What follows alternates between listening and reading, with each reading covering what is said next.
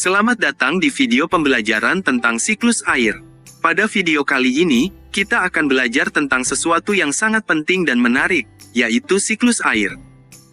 Mari kita jelajahi proses menarik yang membuat air terus berputar di bumi.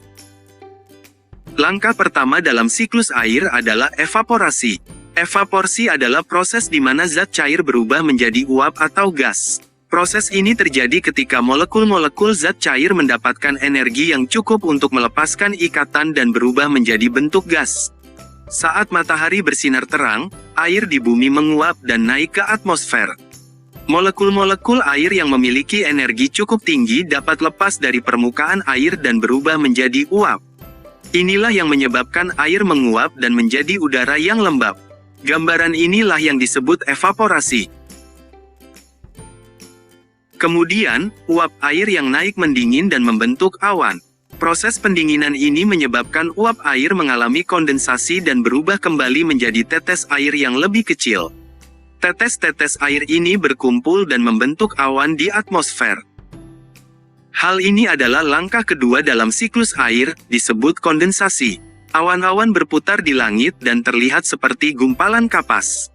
Mereka dapat memiliki berbagai bentuk dan warna, seperti putih, abu-abu, atau hitam, tergantung pada ketinggian, suhu, dan kondisi atmosfer di tempat tertentu.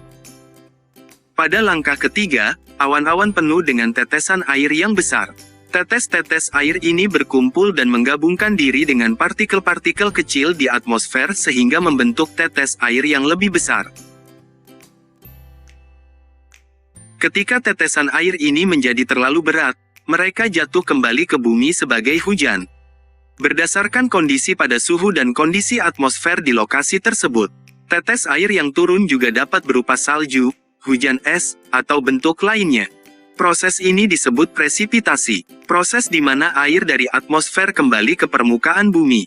Hujan sangat penting bagi kehidupan, karena berperan penting dalam memasok air bagi kehidupan di bumi.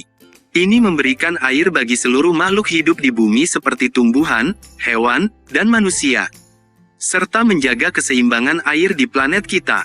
Setelah hujan turun, air meresap ke dalam tanah.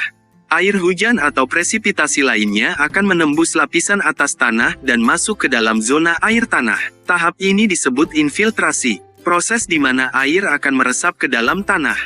Air tanah kemudian mengalir di bawah tanah dan dapat muncul kembali sebagai mata air, sumur, atau sungai. Proses ini memastikan adanya sirkulasi air di lingkungan dan menyediakan sumber air yang penting bagi kehidupan di bumi. Siklus air terus berulang. Siklus ini melibatkan perpindahan air antara atmosfer, permukaan tanah, dan lautan dalam bentuk uap, air cair, dan es. Evaporasi, kondensasi, presipitasi, infiltrasi, dan aliran bawah tanah adalah langkah-langkah penting dalam siklus air. Tanpa siklus air, tidak akan ada air untuk diminum, tumbuh-tumbuhan tidak akan hidup, dan sungai serta danau akan mengering. Kini kita memahami pentingnya siklus air bagi keberlangsungan seluruh kehidupan yang ada di bumi. Jaga sumber daya air kita dengan cara yang baik dan bijaksana. Dengan menjaga sumber daya air dengan baik dan bijaksana, kita dapat memastikan ketersediaan air yang cukup untuk kehidupan, pertanian, industri, dan keberlanjutan ekosistem.